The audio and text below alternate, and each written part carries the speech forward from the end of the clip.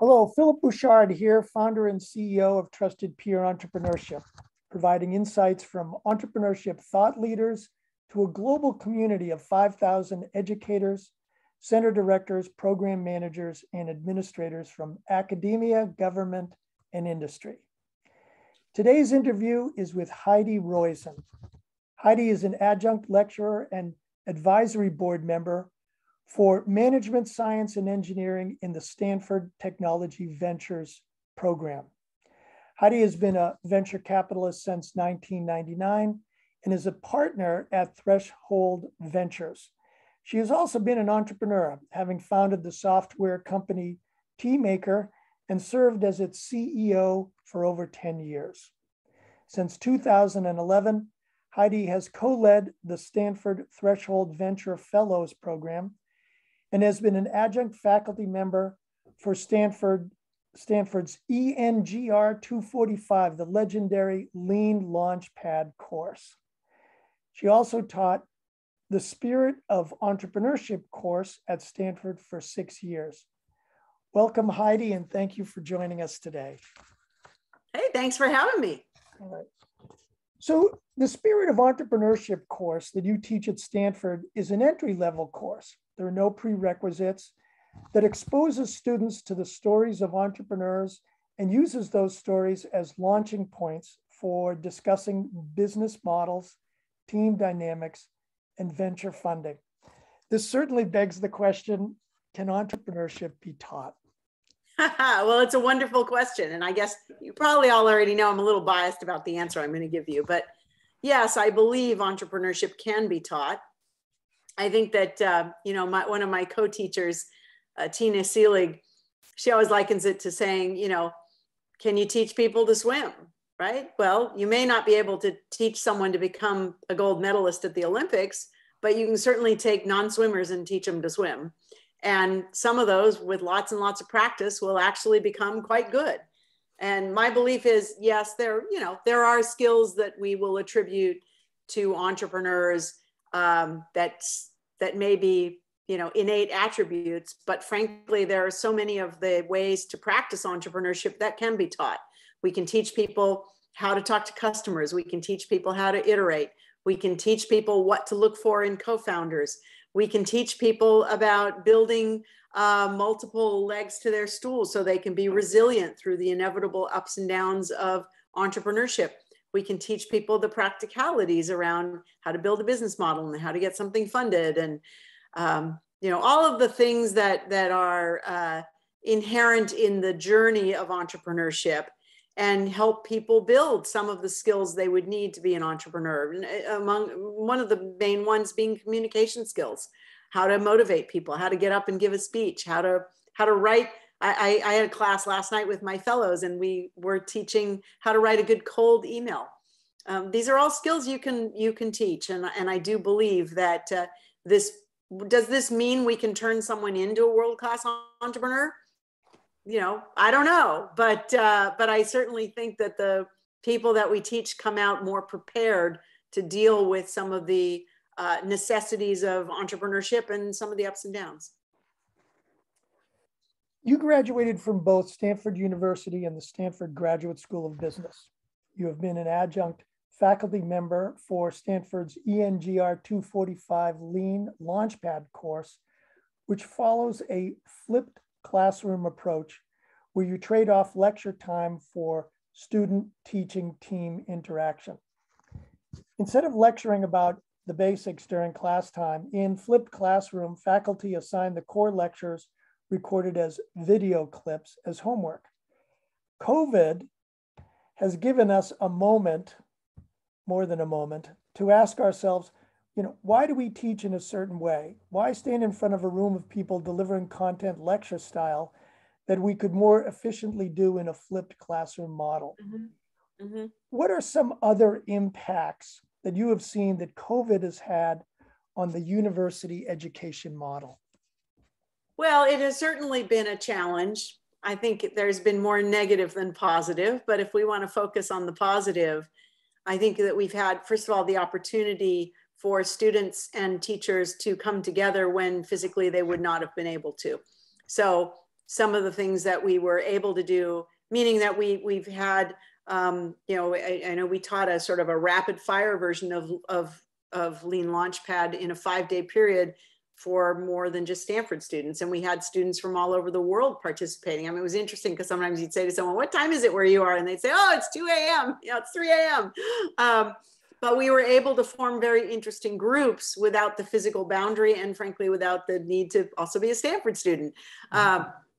I know for my own course, last year we had to teach it completely online. And it did allow us to accommodate the students' needs for where they had to be. And we were able to still have very meaningful conversations. In fact, one of my students from last year is my TA this year. I taught my first live class last night. And I said, hi, Lisa. And we were talking, and after a while, she said, you know, we've actually never met in person. And I said, oh my God, you know, that is amazing. You know, I've known her more than a year. She's my TA, but we had never met face-to-face because of COVID last year. And so it was really a remarkable thing to think that I could have this close a relationship with somebody that I had never met in person. And it was interesting to me. So I think we had to make do with what we had.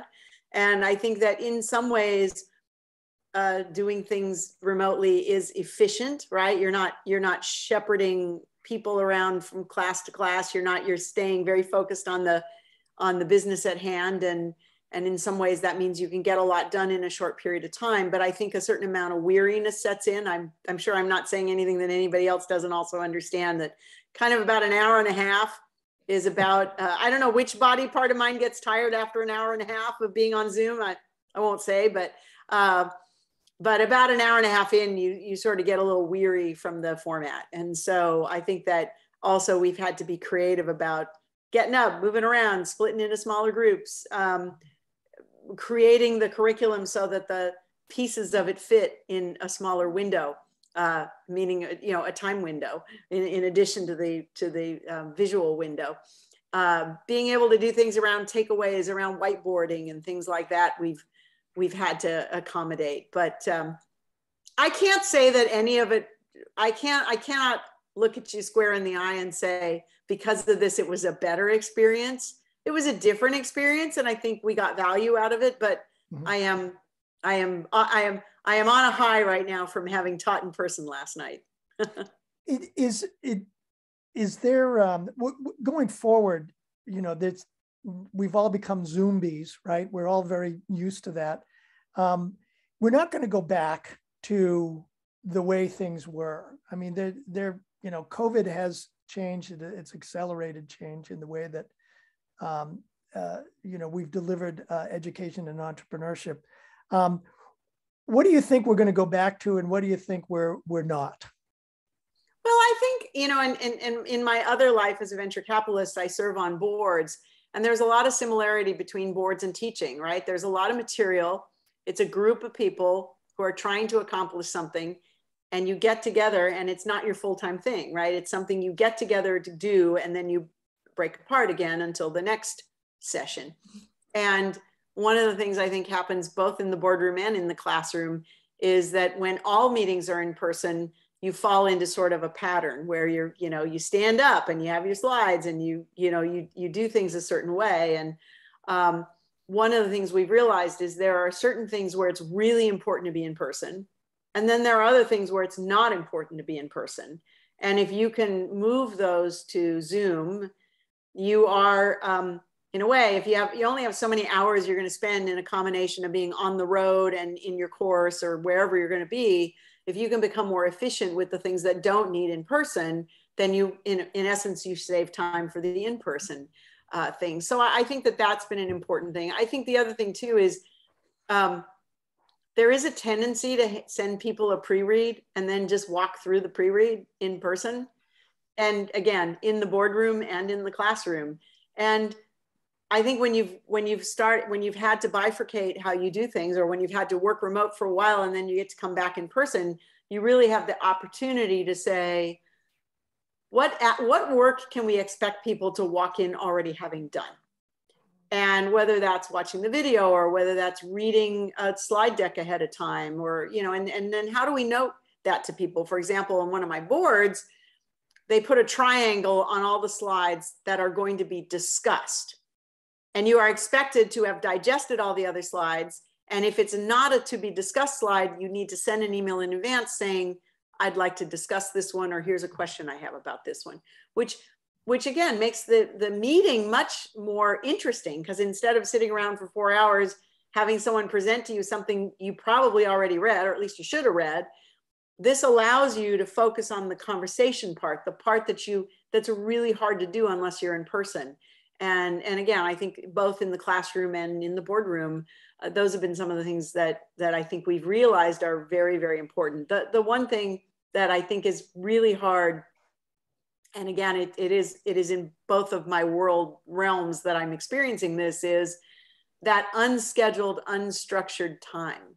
The opportunity that, and it's something we can talk about if we talk more about my fellowship program. Our fellowship program is part of the reason that we created the program, was to build community among the graduate students in engineering at Stanford. Because unlike the law school or the business school, where you have a cohort, and in fact, in some of those places you're living together, it's a very tight knit community. The med school, another one where it can be a very tight knit community. Engineering is not like that, and a lot of the students are only there for 1 year. And so we were hoping that through this program, we would be able to not only teach them something, but have them build community and connective tissue amongst themselves. That's very hard to do if you're on Zoom, right? That is done through unscheduled, unstructured, sitting around having dinner together, or as we used to do in all the years before COVID hit, we would take them on a weekend retreat. And we haven't been able to do that. And so now we're putting a weekend retreat together, which I'm really excited about, because I know that some of the students with whom I've had the longest relationships, that I'm still in touch with and close with 5-10 years out of our programs, are those with whom I was able to spend meaningful time without a teaching agenda, right? Just being able to mentor and to learn about them, and to be able to be helpful to them through making their life decisions. And it's hard to build that bond in this format. This is the next question. As the teaching team for the Threshold Venture Fellows program, you lead discussions about launching and leading high growth, high impact organizations. Topics include raising venture capital, giving a pitch, negotiation, risk-taking, and failure, ethical dilemmas, and work-life balance. So where did tools and methodologies like Lean Startup, customer development, agile engineering, job to be done, design thinking, voice of the customer, business model canvas, et cetera, where do they enter into those discussions? Or so I think this is, and it's an excellent question. And I think we are very flooded with opportunity at Stanford, because we have all of those things, right? We have Lean Launchpad, we have design courses, we have, as I call them, I shouldn't call them this because it sounds derogatory, it's not, PowerPoint and spreadsheet classes, right? We have classes that are around structure, format, process, and those are very important. And I think that one of the wonderful things about a graduate student at Stanford, or even an undergraduate student at Stanford who wants to be an entrepreneur, is there is an infinite selection of courses they can take that will give them practical skills around all of those things. And I think Lean Launchpad is a really good one, right? It's very hard. It's a lot of work, but it's an excellent course. The fellowship wasn't designed for that. We assume that students can go get that knowledge elsewhere. Okay. We really wanted to go deeper on the ethos of entrepreneurship itself. What does it mean to be an entrepreneur? What does it mean to make something out of nothing? What does it mean to come up with a way to solve a need that sometimes you understand, and sometimes it's a need that no one has, right? Who needed the iPad before the iPad existed? Mm-hmm. Who needed the iPhone before the iPhone existed? So sometimes there are these revolutionary changes that entrepreneurs do, and sometimes they're more evolutionary things that entrepreneurs do. But our goal was, how do you integrate those learnings with your life purpose and your life goals, and how do you want to live, and how do you want to treat other people, and how do you want to be treated yourself? And so so much of what we do in the fellowship is talk about, for example, I have a whole class where I have the students read failure stories. So they go online, and there are a couple of wonderful websites where entrepreneurs have gone on and written up, why did I fail? And I have them literally randomly pick whichever ones they want to read and come in prepared to sort of talk about, why did that entrepreneur fail? And so often I think what the concept of the student is they fail because the product didn't work. The product was a bad idea. But really, a lot of times people fail because they get the business model wrong. They're too late. They're too early. The founding team blows up. They get outpaced by a better competitor. There are so many things that don't have really anything to do with the idea or the product itself. And that is hard for the students to hear, because they like to think, if all I have to do is engineer a great product and I'm going to win. And that is not the reality. So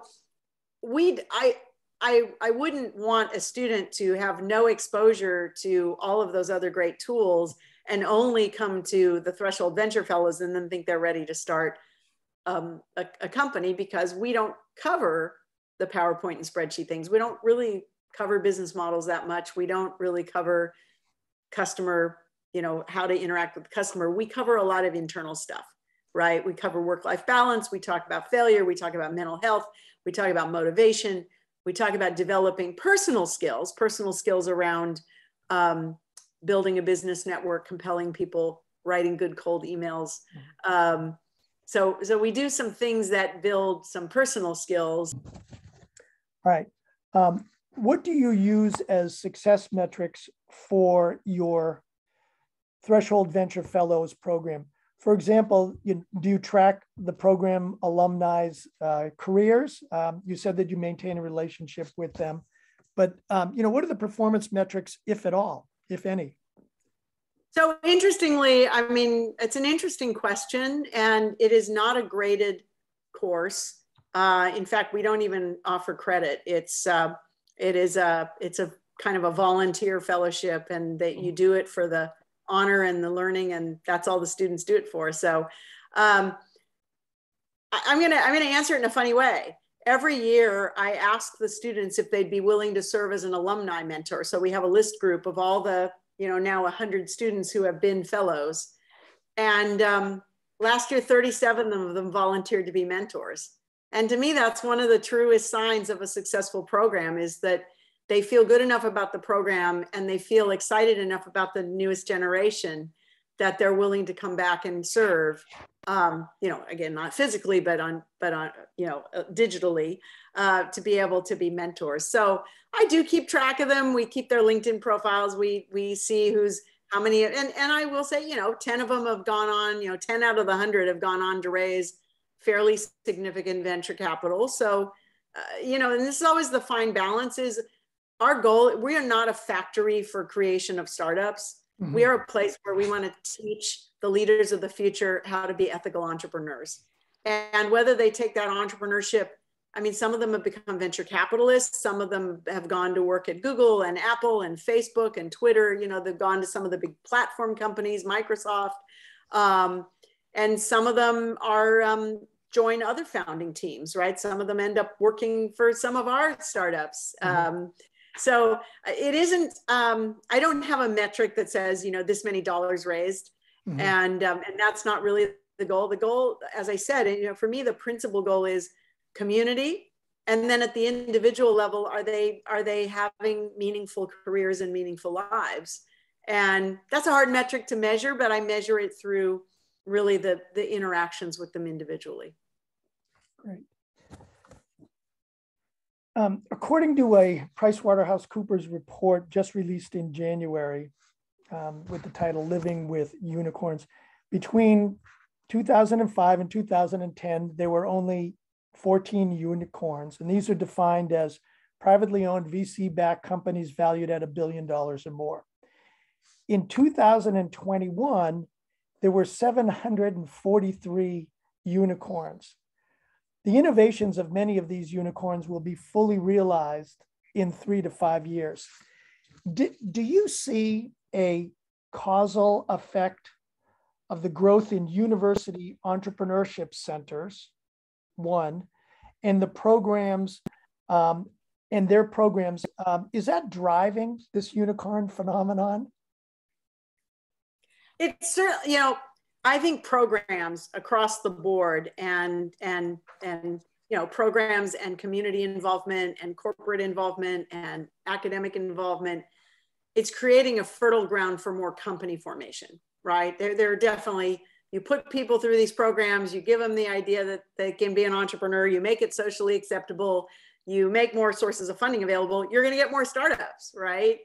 But I don't think that we can look at that and say, therefore, that is the reason there are more unicorns, right? I believe there are more unicorns for a number of reasons, both good and bad, right? On the good side, there are more unicorns because we've had a lot of really incredible technological revolutions, right? Whether it's the ubiquity of mobile technology, i.e. cell phones, whether it's ever increasing bandwidth, whether it's new form factors, Internet of Things, all of these things enable new business models. The COVID has been sort of the mother of all rapid evolution in terms of customer behavior, right? If you asked people 2 years ago, do you bank online? Do you order product online? Would you watch a new release of a movie online? Would you educate your kids online? Would you play games online? There were a lot of things people weren't doing online that they're now doing online. And so we've had a rapid adoption of education, of entertainment, and of employment using technology. And that has led to a lot of companies that didn't exist a few years ago, like Zoom, they did exist a few years ago, but those companies have become very, very important companies. And as a result, they increase in market cap, they become more valuable. I do think there are also a lot of unicorns because right now it has been a frothy market. Now in the last few months, that market has been correcting, but it is free market. And when you're a VC like me, you're competing with other sources of capital. A lot of capital came into the market, a lot of very big entities, a lot of corporations, a lot of private equity, a lot of sovereign wealth, just more capital. And when there's more capital fighting for the same deals, the valuations go up. So, I get the focus and the interest in unicorns and all that kind of stuff. But I'm going to remain a skeptic. And I'm going to say, as a VC, I only care about stock price on 2 days, the day I buy it and the day I sell it. And, unicorns also have a lot of structure, and they have a lot of, this is one of the things I teach my students, and teach them this. I teach them about VC because I want them to understand the VC business model. I think if you're going to do business with someone, you need to understand their model. And one of the first things I teach them is the difference between common shares and preferred shares. And I say, I bet you can even tell from the name. Would you rather have something common, or would you rather have something preferred, right? And so a lot of these unicorns have a very, very deep, what's called a preference stack, which I know is the total amount of money you already raised that you have to pay back before you or your employees ever make a dime. And people don't understand a lot of that stuff in unicorn land. In fact, I've written a blog post called "How to Build a Unicorn from Scratch and Walk Away with Nothing." That you can Google that if you want to. It got a fair bit of attention when I wrote it.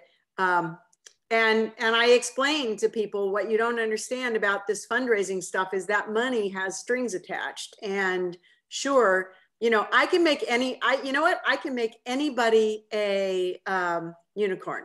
You want to raise money from me? I did this for fun, actually. I handed out business cards at a party one time. It said, I'll make you a unicorn. And I had a term sheet literally on the card, and it said, I'll invest $1 in your company. I want 100x senior preference, which means you have to give me $100 back whenever you have a liquidity event, and I'll value your company at $1 billion. And I was handing out dollar bills with my card attached, which was probably a dumb idea, but it was funny at the time. But my point was, valuation is the grade at the top of the paper, but you really need to understand the terms under valuations to really understand what the opportunity and at any given time, what the true valuation is of the enterprise. So I'm waiting to see what happens to all those unicorns. It's the you're familiar, I'm sure, with the McKinsey 3 Horizon model. And, Horizon 3 is the, disruptive that may take 15, 20 years, or it used to. And then Horizon 1 is, incremental features and functions of what already exists in your products. My understanding is that that Horizon 3, the time horizon for Horizon 3 is now pretty much the same as Horizon 1. How is that, impacting? I don't agree, but you don't agree. Okay, that's my no. Question. I mean, because and maybe I don't agree because of my my own portfolio experience, okay. Right? So in my portfolio experience, there are companies that are the innovation does not take a lot of capital intensity. Right, the innovation is something for software only plays generally don't have a tremendous amount of capital intensity, and it's one of the reasons why software has exploded and software as a service has exploded, because things that it used to cost you $250,000 to do now cost you $5,000 to do. Right, I mean the cloud computing has really completely upended the availability of resources for computing platforms, and so that's a good thing, right? You got more people trying to solve problems doing that, and they don't have to spend a lot of money to do it. But take, for example, 2 sectors I'm very knowledgeable about: autonomous vehicles or cell-based meat. In both of those, you have to do a huge capital outlay before you will ever make your first dollar off of a customer, right? In order to have a car fully drive itself, the amount of software, hardware, innovation, sensor innovation, technology, build, regulatory clearance, you name it. That's why the only people left in the autonomous vehicle race are the biggest companies, Google, Apple, Amazon, Cruise, which is a collective of, funded by GM and SoftBank and other entities. It is a play for titans because it requires a tremendous quantity of capital. And so those are big bets. And if you get it right, they're big payouts. But generally, there aren't going to be 20 winners in those spaces because, as the capital gets deployed and as some of the winners start to break out, capital dries up for the ones that are in 20th place. And so, or even 10th place, or sometimes even 5th place. So, take something like cell-based meat. Meat globally is a $1.7 trillion market, right? It's a huge, huge, huge market. Meat production is terrible in many ways, including for the environment in terms of greenhouse gases. It's very inefficient. It takes 32 calories of input to make a calorie of edible cow. Like, it's not a very good thing, but we've done it this way for millennia. And so the idea of taking real animal cells and growing them much the way you brew beer and creating meat that you didn't have to kill animals to get is a dramatic departure, and it takes a lot of science to get it right. And so it will take, a company like Upside Foods, our investment, which is one of the leaders in the space. We've put, to work close to 200 million in that company, we and other investors, and we're going to put a lot more hundreds of millions of dollars to work before you can walk into Safeway and buy some, because the science and going from R to D to commercialization to productization, to consumerization, whatever those steps are, it takes a lot to get there. And so those are the kind of businesses that you need risk capital, you need venture capital, you need the kind of, again, unicorn type valuations, because you need to have a balance between the money that's going in, the equity rewards for the founders. You need, all that balancing act needs to play out.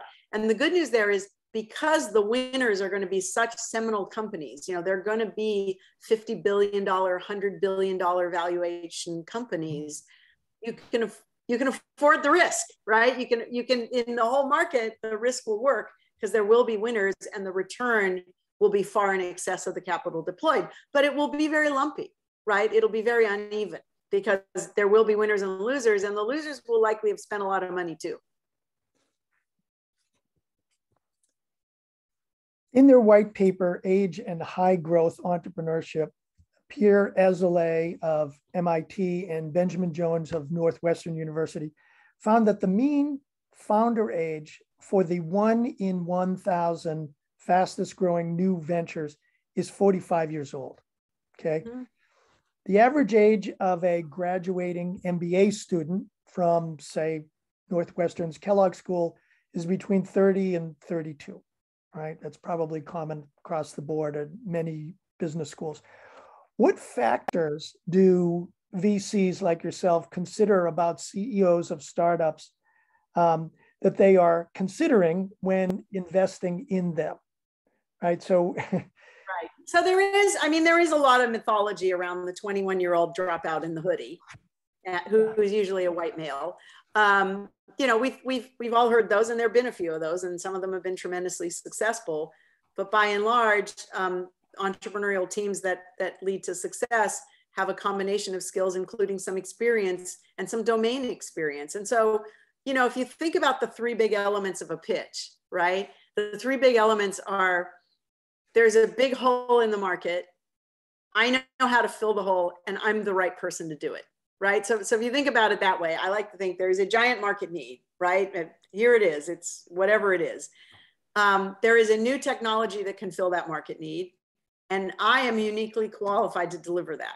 So that part three, sometimes what's interesting about that is sometimes it favors youth, right? Sometimes because only youth is thinking even about some of these things, right? And I would say that there has, for example, I think the whole massive rise of crypto, which has been largely youth driven, is that there was an interest in non-centralized banking in a way among the younger people than there was among the older people who've learned to live with non-distributed things. So I think that there are times that people who are very young come up with a vision for something, and I could argue that, if you fit the model to things like Facebook, that was probably not going to come up, be created by someone who was already bought into traditional media or whatever, right? It came from left field. And so sometimes that youthful creativity and drive is very important. I think that a lot of companies you see that are very successful, whether, like look at Mark Benioff in Salesforce, he learned all that working at Oracle, right? Or you look at Tom Siebel, he learned all that working at Oracle. Again, you can trace the genealogy of companies, and you can see that a lot of companies came out of Fairchild, then a lot of companies came out of Intel, then a lot of companies came out of a lot of companies have come out of Google, a lot of companies have come out of Apple. People go and they learn something, and they learn about a market, and they learn about how to lead an enterprise of some size, if not the whole thing, product division or an international sales group or something. And then they break out and they do something that sometimes is revolutionary, but often is evolutionary, right? It's a standard pitch. Mm-hmm. I was working at this big company over there. The customers kept asking for X, and it wasn't on their roadmap. So I decided to break off and do it myself, right? That is a pretty classic, mm-hmm. Entrepreneur or origination story. And so those tend to not be 22-year-olds. So I think there's room for everybody, but I think, the point is, and this is something that I teach my students are around 24, 25 years old. I tell them, you do not need to leave Stanford and start a company. You don't have to do that. And in fact, most people don't. I'm a little challenged because I did. So they don't listen to me sometimes when I'm like, well, don't do as I did, do as I say, go do something else. But, hey, it worked out, so it's okay. And some of them do go off and start companies right out of school. But for most of them, my belief is you're going to be more successful if you first go learn about an industry that you are passionate about, and go work for somebody, learn while you're getting paid, learn the ins and outs of the business, learn why business models work or don't work, learn about the customers, and then go do something yourself when you both have the great idea and you have the prepared mind, and you have the network and you have the connections. Because most of these companies, no startup exists in isolation. They all exist in a network. And they all exist, you know, especially in things like, if you think about startups in the healthcare space, of which there are a lot right now. There's a, you know, a huge revolution going on in healthcare, and it's fascinating. And I think, you know, the winners are going to be the consumers.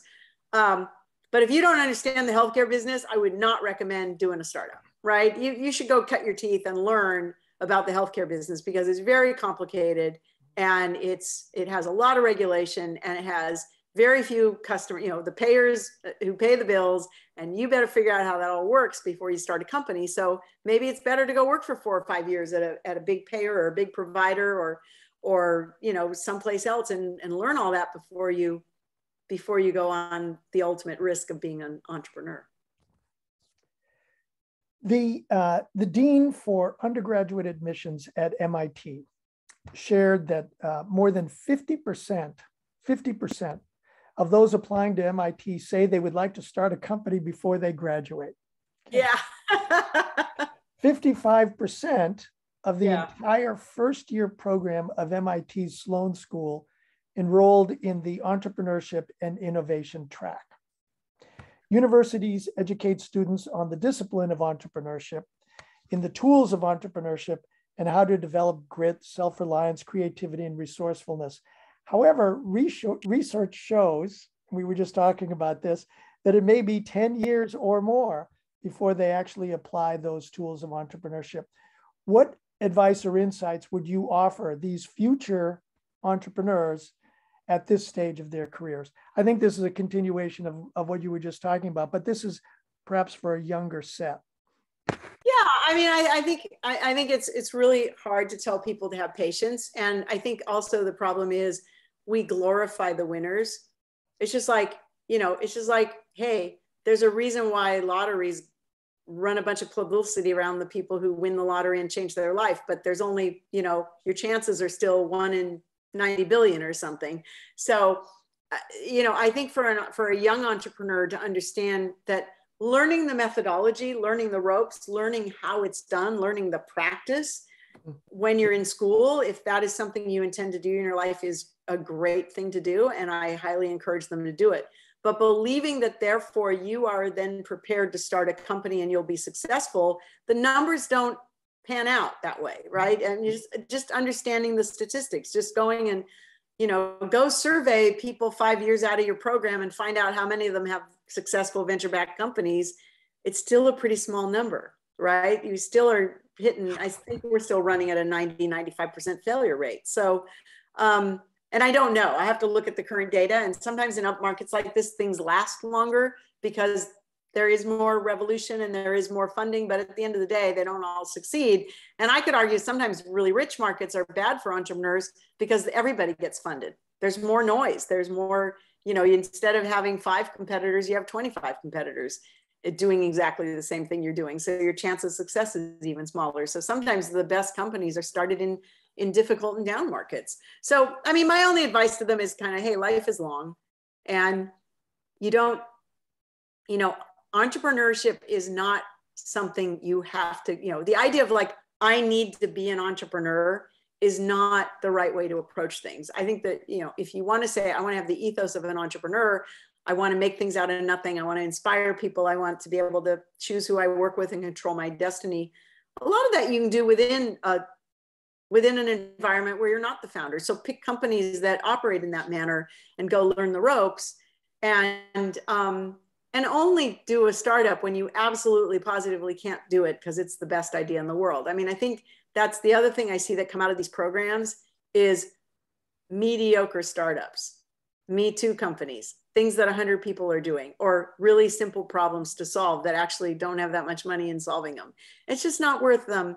You know, another VC that I really admire, Mike Maples, sometimes he says he'll hear a pitch and he'll say to someone, that's not a good enough use of your time. Like, it's just not worth it for you to spend all your time to solve that little, not so interesting problem.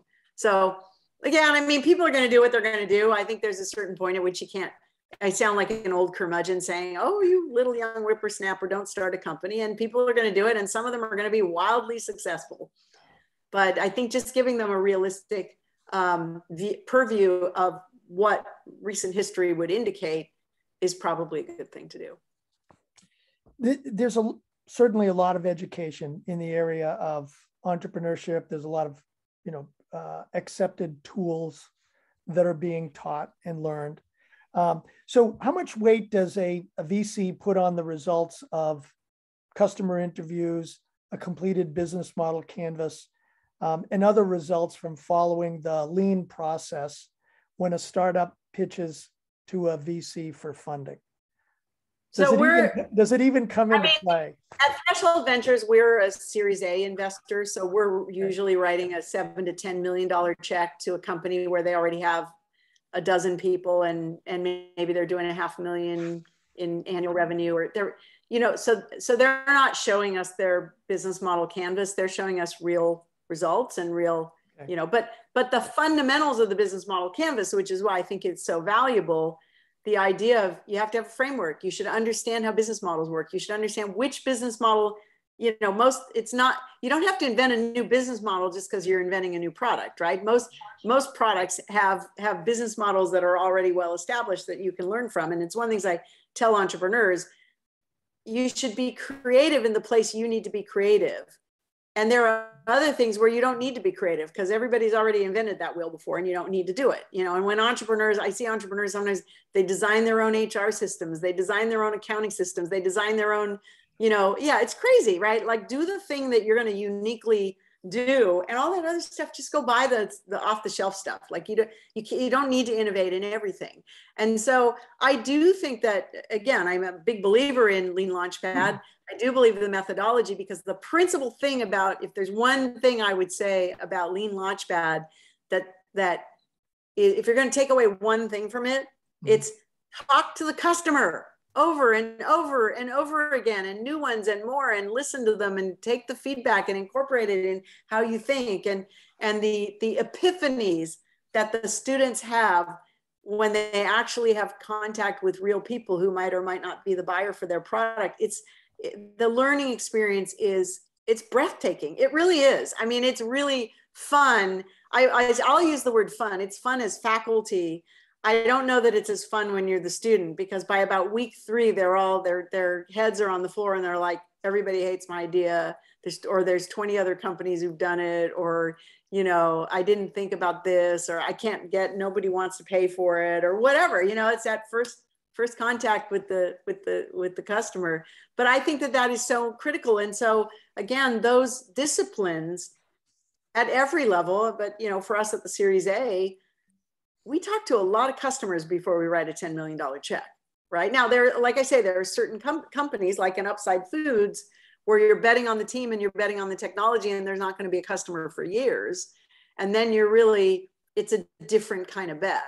But most of the bets we make, there are already customers, and understanding why those customers made the choice to purchase from a startup as opposed to going with whatever the status quo is really the backbone of how we make our decisions. In a 2020 article for CEO magazine titled 5 Reasons Why CEOs Should Consider Studying Philosophy, stated that today many students do not take up philosophy, largely because they do not see any utility in it. When accomplished entrepreneurs like Reid Hoffman, Peter Thiel, and Carly Fiorina credit their philosophy backgrounds to their success, you have to wonder if they're onto something. Do philosophy majors, not entrepreneurship majors, make the best CEOs? Should the curriculum for an aspiring entrepreneur include behavioral economics, social psychology of influence and persuasion, design, management, and motivation in order to develop an entrepreneurial mindset? So, my question to you is, what does an ideal curriculum for entrepreneurs look like? Right. And I mean, hey, I was a creative writing major undergrad. So, and I joke that sometimes, and then I got an MBA, and I joke sometimes that my creative writing degree was the more important one, because what do you do all day? You try to communicate and influence other people to do what you want. And so being able to speak and write and do it persuasively is actually incredibly important. I think that one of the things that I'm happy that Stanford is paying attention to is ethics, for example, thinking about the bigger picture, thinking about the collateral damage some of these things do. And I think we're living in the world where there's a lot of collateral damage of fantastic technology. And trying to help students understand, when you unleash these incredible technologies to the world, you have to think about some of the after effects and the knock-on effects and the implications of what happens when you do these things. And I mean, especially in AI right now, there's so many things around, just read daily around stuff around facial recognition if you want to have a head bender around that. And so I do think it's important to educate the whole person. I do think it's important to give people a grounding in ethics, because I think some of this, I believe in the inherent goodness of people, but I actually believe people don't even think about some of this stuff. They just don't know that they need to think about this stuff. And so I think, again, exposing them to that, I think it is a disservice to entrepreneurs when all you do is give them the roadmap of, again, the PowerPoints and spreadsheets, right? I think it's important to understand business models and all that sort of stuff. But if you're not thinking about fundamentally, why am I doing this? What is my role in life, and how much responsibility do I have? For example, if my technology creates negative effects for certain people, then we're not educating the whole mind to do the best job. And I think every university that teaches entrepreneurship needs to think about that. And it's very, very important. I would also just say philosophy majors, psychology majors. I mean, again, a lot of the humans, people think that it's technology that makes companies work, but it's humans that make companies work, right? And we are messy, and we're problematic, and we have egos, and we get our feelings hurt, and we want to have more control, and we have life crises that happen right in the middle of needing to ship a product, and we have babies, and our parents die, or our spouse dies, or we die, or we're messy. People are messy. And so I think what's funny when you ask, if you ever have a technical founder and you say to him or her, what's been the biggest surprise? Ask this of any technical founder when they get to be, have 1,000 people in their company, and they're going to say, oh my God, people are so hard to manage. Like I'll bet it that what they'll say is people issues are the things that confound me. And yeah, because if all we're teaching you is technology and how to build technology, and we're not teaching you how to get all these messy humans to work with you and make things happen, yeah, it's going to be a mess. So, so yeah, very important, I think. Ed Roberts, who is the David Sarnoff Professor of Management of Technology at MIT and the founder and chair of the Martin Trust Center for MIT Entrepreneurship, advocates a dual-track strategy of education that would commingle practitioners with academics. That is to have two faculty in the front of every classroom in entrepreneurship. One is an academic specialist, the other is an experienced practitioner.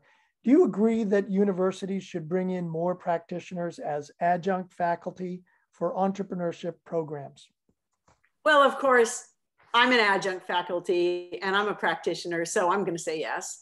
I think there needs to be balance. I think that the tenured faculty, I think the research is really important. I think the tenured faculty bring a continuity and bring an academic excellence and rigor to things that some of the adjuncts don't bring. I think we have sometimes we're accused of being more, profit oriented or near term oriented or only focused on certain things. And the broader, the tenured faculty is more, has a longer term view and has a different view about educating the student and what that means. I mean, it's not finishing school. It's something deeper than that. Or it's not, what's the word I'm trying to think of? It's not a training program for entrepreneurs. It's trying to educate the whole mind. And so we have to remember to think bigger than just what we do. I personally think, and again, it's always, I think it's every program I'm familiar with, there's tension around this. is the tension between adjunct and tenured or true faculty, and the differing desires each one has and the methodologies. And I think it works well when you mix them together. I mean, I taught with the great Tina Seelig, Dr. Tina Seelig, for many years, and I think we had a really great partnership because she was the professor and I was the pragmatic operator, and I think we made a very powerful team because we helped each other and we understood. And I think that elements of both of those things are important because, I mean, frankly, once the student graduates, they're going to be dealing with a lot of practitioners. So having exposure to some practitioners is probably a good idea. Last question is, what would you advise university entrepreneurship center directors on programs that VCs might consider to be the most valuable and instructive for young entrepreneurs? I'm sorry, say that again.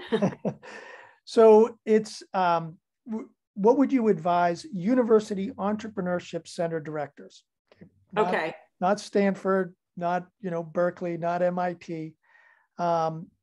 University entrepreneurship center directors on programs that, now putting your VC hat on, what would VCs consider to be the most valuable and instructive programs for young entrepreneurs?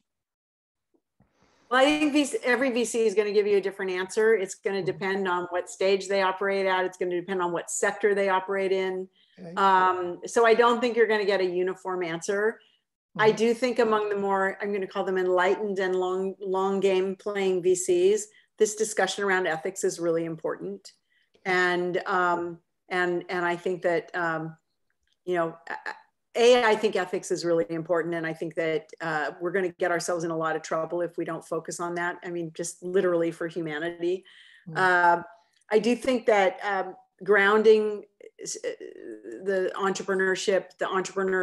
potential entrepreneurs in more of the language of business and just understanding how business works. It is always amazing to me that there'll be PhDs who understand math or computer science or something so deeply that sometimes I don't know what they're talking about.